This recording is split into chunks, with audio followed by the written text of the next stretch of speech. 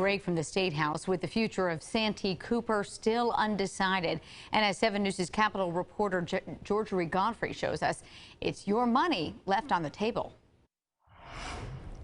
South Carolina lawmakers were looking at different options for Santee Cooper, including selling the company or bringing in a management team. But now that lawmakers are on break, the future of the state-owned utility company is unclear. State-owned utility company Santee Cooper is billions of dollars in debt after the company invested in a nuclear plant that didn't go online. Lawmakers have since tried to determine the company's future. The first option is to sell it. The second option is not to sell it. And the third would be to do some type of hybrid of a public-private partnership.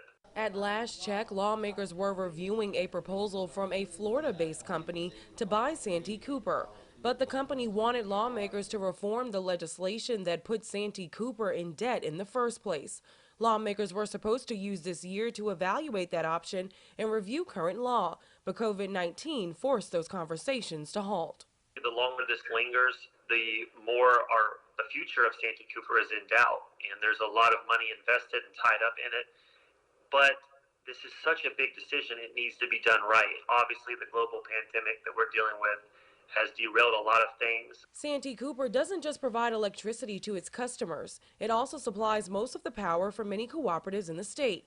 The uncertainty of what happens with Santee Cooper will directly affect co-op customers. Relief for some cooperatives is in the works, but long-term consequences are unclear. Your co-ops at Broad River, Blue Ridge, and Lawrence will all have a different approach how they will implement the recent settlement between Santee Cooper and those ratepayers that sued it.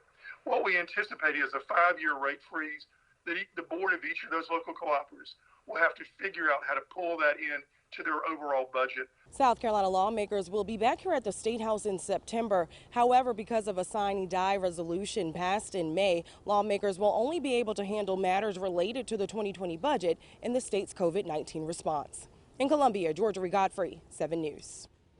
Lawmakers anticipate continuing these conversations in January, but it's unclear if that offer to buy the company will still be on the table.